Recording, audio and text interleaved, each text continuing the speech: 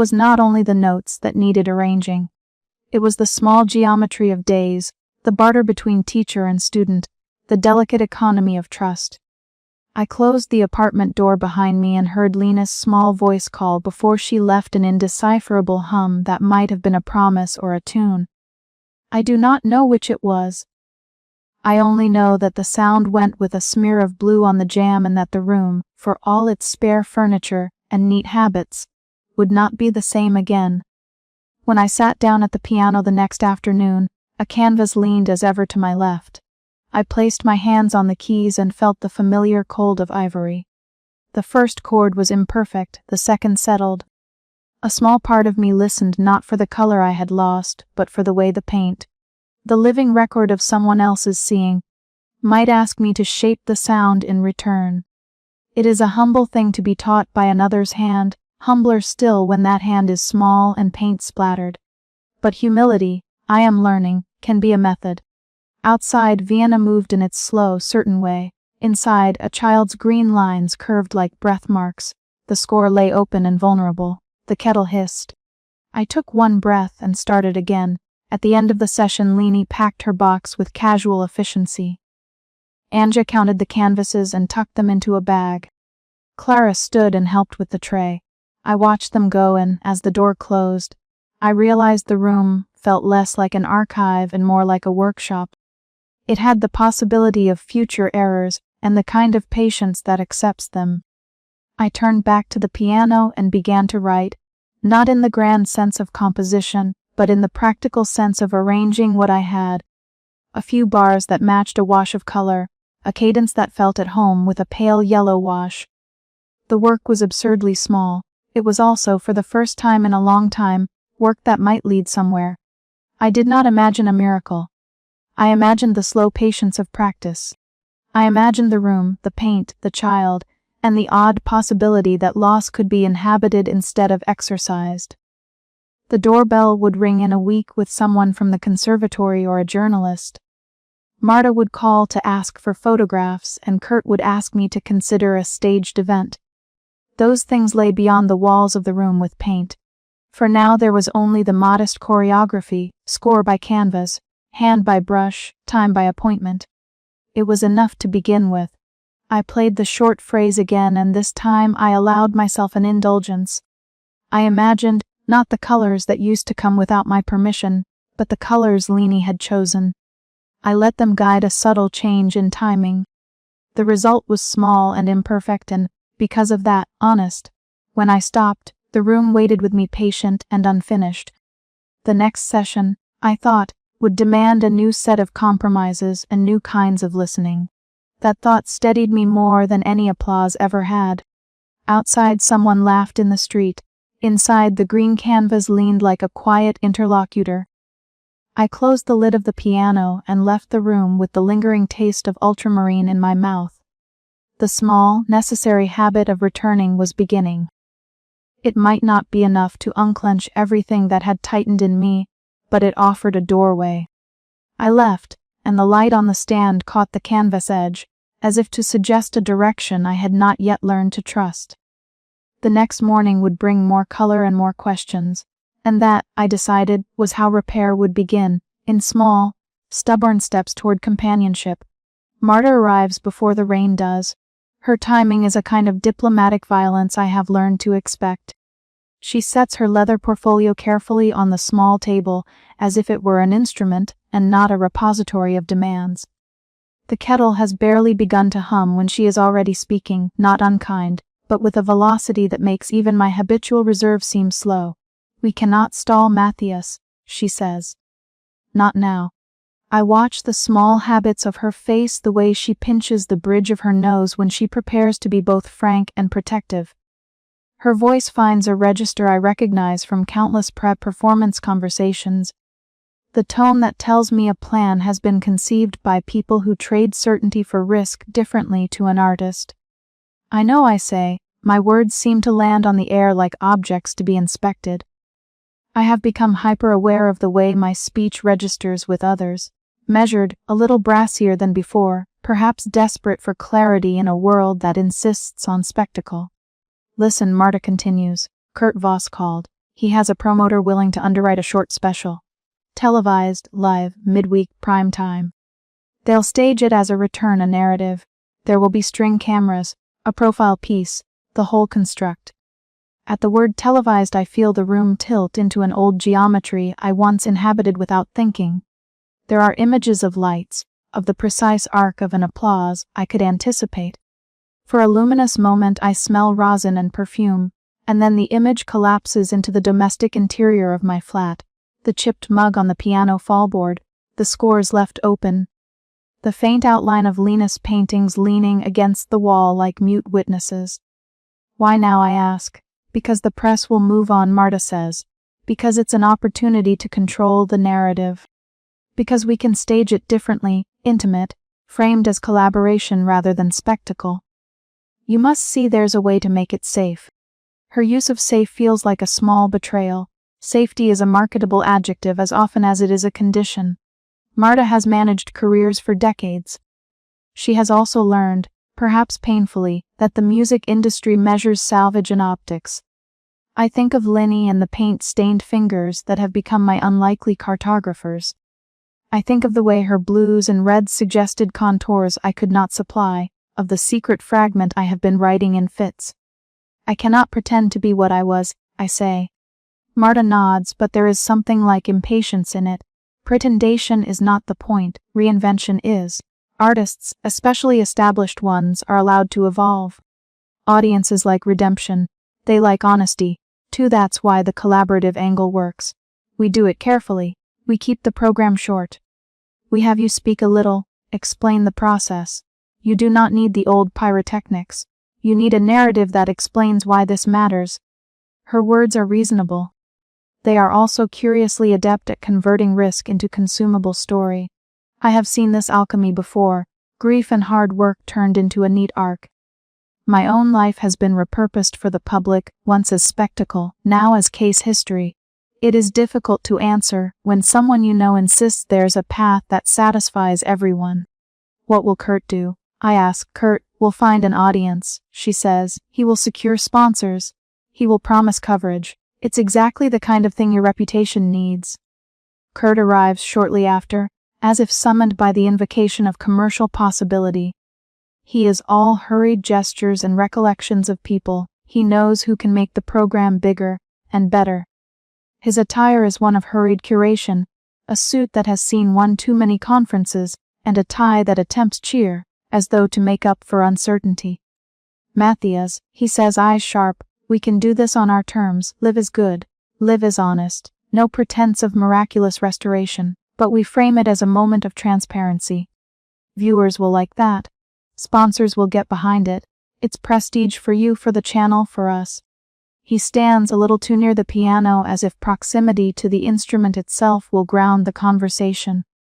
I close the score before me and feel the paper cool against my hands. And if I can't manage it, I say, then you don't play. Kurt answers briskly, as if refusal is a mere scheduling problem. We have contingency. You can do a talk, you can narrate. You can show Lena's work and discuss process. There are ways to avoid catastrophe. Catastrophe, I repeat, the word tastes like a headline. Kurt smiles, that's what sells. But damaged art is not always broken. Sometimes it's more interesting. The two of them exchange a glance that seals a kind of partnership. Marta's loyalty to me sits in balance with her appetite for salvage. Kurt's enthusiasm is calibrated by how much novelty can be sold. I find myself listening not for permission to play but for a description of the market. You could call it pragmatism. You could call it predatory. In either register, the question is not only whether I can play, but whether the public's hunger for story outweighs the private mechanics of my inability. Word arrives sooner than I expect. Felix Jern, whose byline I have watched for years, publishes a piece that evening. He is at once solicitous and insinuating the tone of one who believes in the moral economy of scandal. He frames the situation as a bright career dimmed, the mystery of a synesthetic loss, culpability and the public's right to an answer. His article recounts the accident with vividness that makes my chest hollow. It arranges motives as if they were musical phrases and suggests, with the lightest of touches, that negligence perhaps mine, Perhaps someone else's belongs in the narrative. He quotes unnamed sources. The effect is a public press into my private grief, made legible and consumable. Felix calls the next day for our records and to clarify a few details. He asks about memory, about the moments before and after the accident, about any lapse in concentration. Readers, he says, want to understand the human side. I give him nothing of what he wants. I tell him the truth I can, that I remember the sound of the hall, the smell of the varnished wood, the faint rustle in the audience, and then the rupture as if a page had been torn. He writes, nonetheless, with appendages of speculation. The article intensifies pressure from an angle I had not wanted, moral curiosity. It is not enough for people to feel sympathy. They require a narrative that demands closure. The accusation implicit in the public appetite is that closure should be found and paid for not by restitution, perhaps, but by spectacle. Inspector Haller has been patient. He visits with the deliberation of someone who knows the difference between accusation and investigation and who is determined not to confuse the two. His questions are precise. He sits in my small parlor and folds his hands as though to shelter information. We're not here to judge artistry, he says, which is perhaps an unnecessary preface. We need factual detail, timings, personnel, any procedural lapses. I tell him what I can. The more precise I am, the more precise his notebook becomes. He asks about stage hands, lighting, the sequence of applause. He asks who was responsible for certain cues. Each answer reconfigures the accident into points and lines rather than into the raw, impossible grief it felt like at the moment. There is a comfort in the clarity of his questions, but also a new weight. Each detail extracted is a little public property laid bare, a thing others can take and use. Inspector Haller means only to be thorough. The public does not usually distinguish the purposes of scrutiny. The cumulative effect of these visits, calls, and articles is both practical and corrosive. Practical, because there are matters to be arranged, potential dates, insurance, communication strategies. Corrosive because the background noise of my life recalibrates itself around the demand for information and the promise of return. I suppose the most discomfiting thing is the way my own hopes begin to imitate those of others.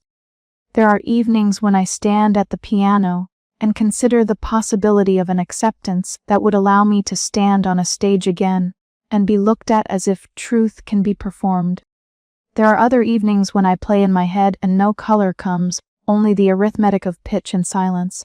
Gerard Newman provides a different kind of pressure, the sober, measured insistence of the clinic. He sits across from me in his office, his hands folded, the light in the window impartial. Complete restoration is unlikely, he says, which is not a surprise, but adaptation is possible. The brain is plastic. It can reconfigure. I have heard variations of this. The novelty of G.R. Newman's manner is that he speaks almost as if it were a clinical interest rather than a personal catastrophe. What would that reconfiguration look like? I ask. He taps a pen on the pad. It depends on what compensatory mechanisms you can build. Visual proxies, tactile cues. You have to create a map that doesn't rely on the absent cross-sensory triggers. It's work. It's not miraculous. It will not feel like recovery so much as learning a new grammar. His language is a kind of mitigation. It offers neither hope as a promise nor despair as fate. It suggests that there is a manageable architecture to my condition, provided I do the labor. The clinician's word is a tacit demand that I become a patient who is willing to practice another form of attention.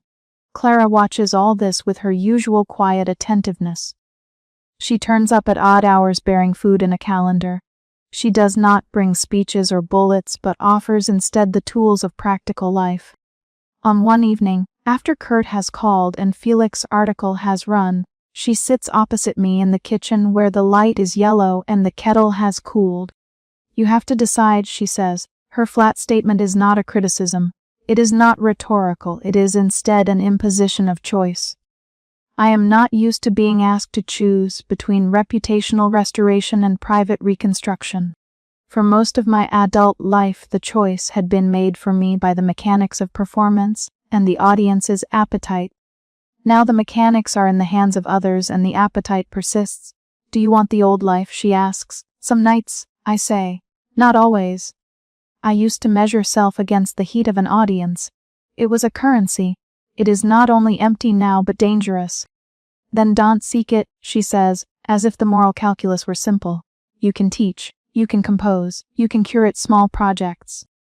We have friends who would play with you in chamber settings. Lena's work could form a basis for collaboration. But if you're tempted to the spectacle, you must know why. Is it for you or the story? Her questions are surgical in their simplicity. I feel exposed in ways that are not merely professional. She asks me about identity with a directness that embarrasses me. I have always been a man who used skill to define himself. The suggestion that I might instead adopt a life measured by routine, teaching, and small collaborations feels at once impoverishing and finally, perhaps, relieving. And if I refuse? I ask. You'll be denied certain doors, she says. You'll have to accept smaller audiences. You'll have less money, perhaps, and less attention. But you'll also have less vulnerability to being repurposed by other people's narratives. Her last phrase lands like an amputation and a mercy. There are moments when the refusal to play the market's game feels like the only ethical stance. There are other moments when that refusal feels like a kind of cowardice or retreat that might disguise fear as principle. The night after Marta and Kurt leave she before dinner, he after I sit with a small score and Lena's latest canvases. They lean against the wall like patient witnesses. Her blues are dense now, layered as if she had discovered how to keep one pigment company with another. Her reds have thinned into voice. The canvases are not a map of my lost synesthesia, they are an adjacent language. I run my fingers across the keys and stop. The chord I attempt does not suggest color. It suggests only a certain physical arrangement in my hand and a memory of an old tactile satisfaction I used to enjoy. The pressure from the industry and from friends and from the public is now a tangible thing. It presses on the flat, as though suffocating room and paper and paint into a single flattened object. At some point in the small hours, my phone rings. It is Kurt again. He is excited, trilling with the promise of an investor who would like to underwrite an event that would pair my playing with an installation of Lena's work. He suggests a venue with glossy floors, a director who stages emotional arcs well, and a short program that will be very television-friendly. Will you consider it? He asks. I look at Lena's canvases. I think of Marta's portfolio. I recall Jar Newman's phrase, a new grammar. The phone is warm in my hand. I'll consider it, I say, which is both true and a deferral. It is a line that bought me time when I used it at the conservatory to delay choices until I could be certain they'd be right. Good, Kurt says, pleased. We'll talk logistics. Well, keep it tasteful. When I hang up, the flat feels both smaller and somehow clarified. The external pressure is not going to abate. The machinery that converts loss to marketable narrative is already in motion. My choice is not whether I want to play but whether it'll allow my work to be steered by others' appetites for spectacle. I move a chair so that it faces Lena's paintings. I sit and try, in a pose that is almost ritual, to ask the canvases what they require. I am not expecting an answer. What I seek is a posture. There is a consolation in the slow work of small, internal decisions, the refusal of instant triumph in favor of the steady accretion of meaning. A choice must be made. The industry's offers are articulate and insist on a timeline. The law continues to breathe at the borders of my life. The critics, the journalists, plan their columns. Drar. Newman's clinic awaits. Clara sets a calendar of possibilities, compassionate but resolute. Marta presses for a controlled narrative.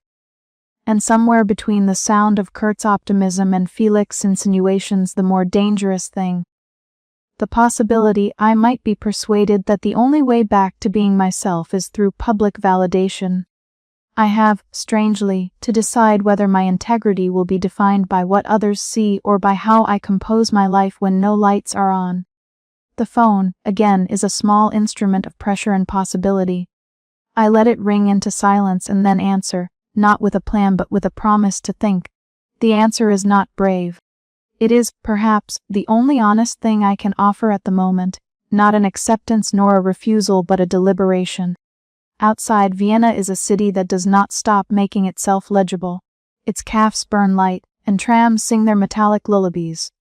Inside, among papers and pigments and unanswered calls, I feel the horizon of a decision drawing near. Marta's folder rests on the table like a small, inevitable altar. Kurt's enthusiasm lingers in the air like a scent I have not yet learned to identify. Felix's words have the curious power of returning the past to the present. I close the piano quietly, a chord unfinished hangs, and then I let it fall away. The pressure of offers is not, in itself, malign. It is the way they tell me to be that feels coercive. Whatever I decide will not be the end of pressure. It will only be the direction I allow it to steer me. For the first time since the accident, the word direction feels like a resource rather than a verdict. I make 2 appointments, one with Dr. Newman, to speak of practical regimens that might allow me to work without the private palate I have lost. Another with Herr Baum, whose blunt counsel I trust more than the polished rhetoric of promoters. Then I turn the key in the door and walk to the window where Lena's canvases stand like patient, mute pages. I do not yet know whether to set them under lights or leave them to the uncertain mercy of day. The decision will have to wait. When the chapter closes, there is no resolution, only the tacit shape of the next movement, a negotiation between what can be staged and what must be protected. A distant tram passes. Its sound is uncolored to me, but it is at least a sound with edges.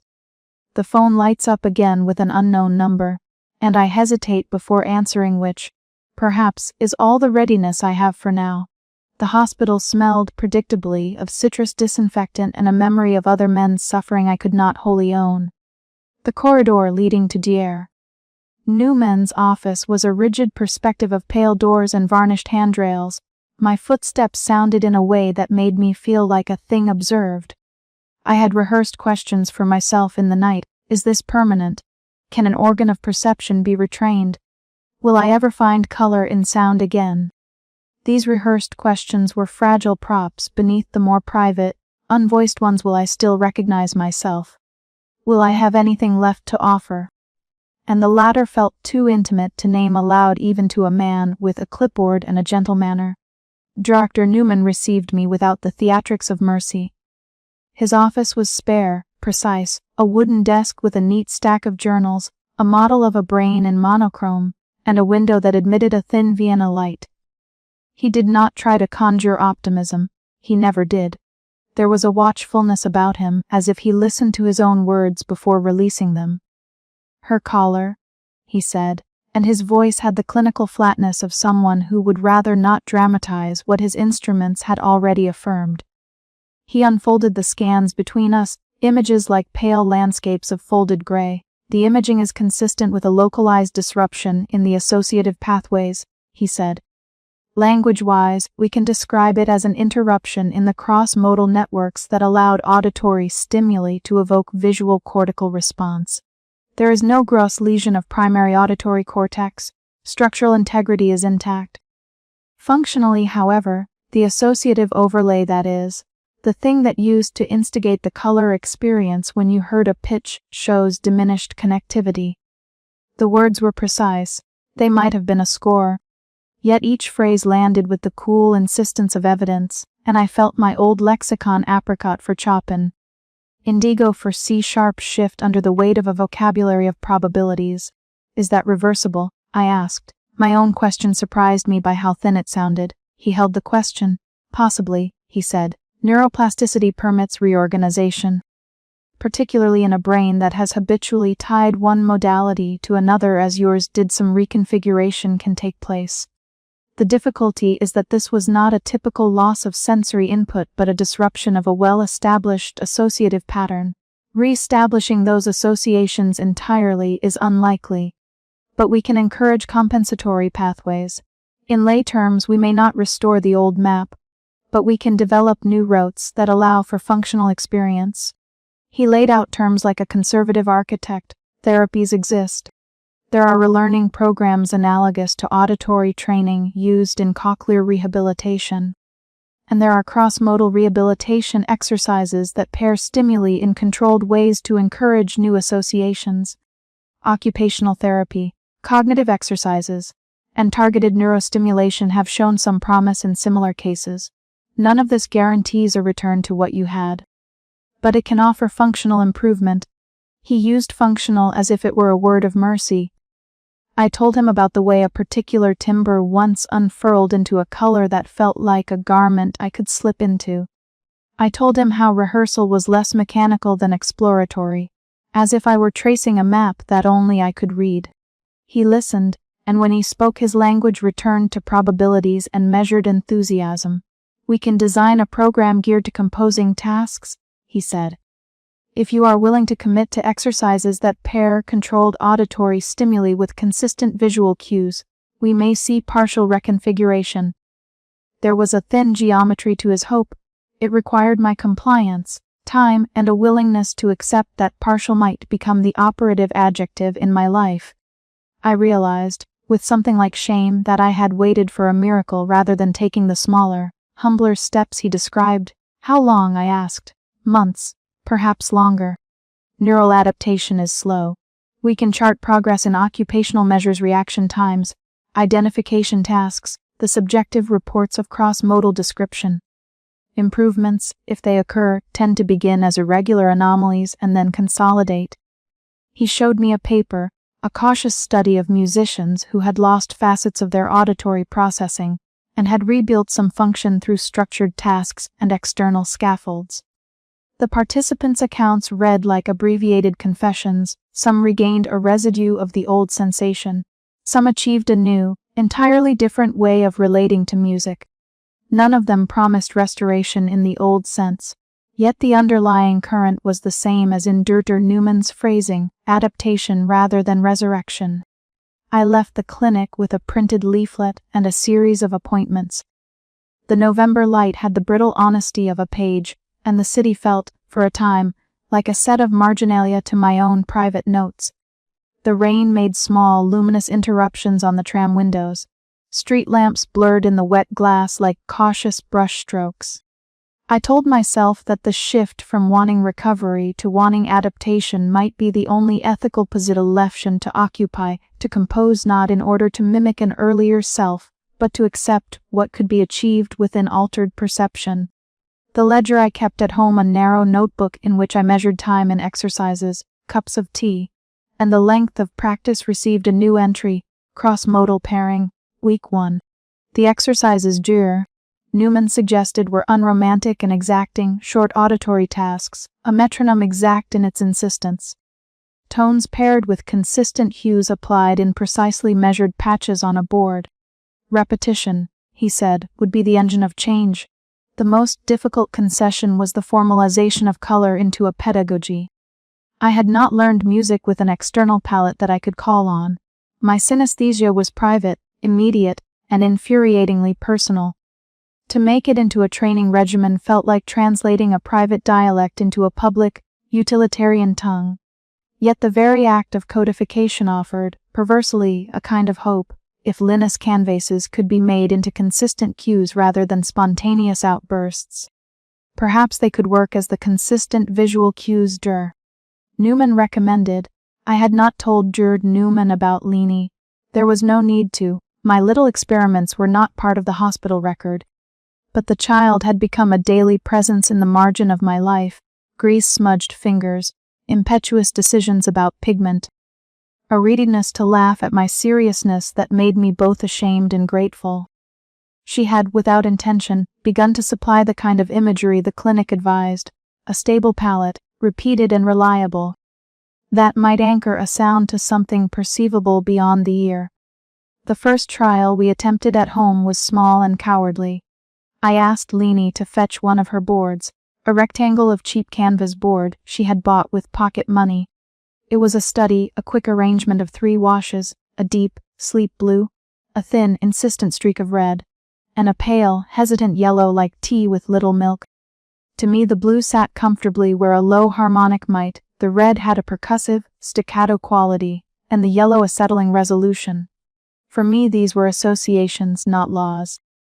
We set the board at the lip of the piano where the music stand would usually sit. The score I chose was intentionally modest, a short chorale movement by a lesser-known composer, spare in its counterpoint, honest in its cadence.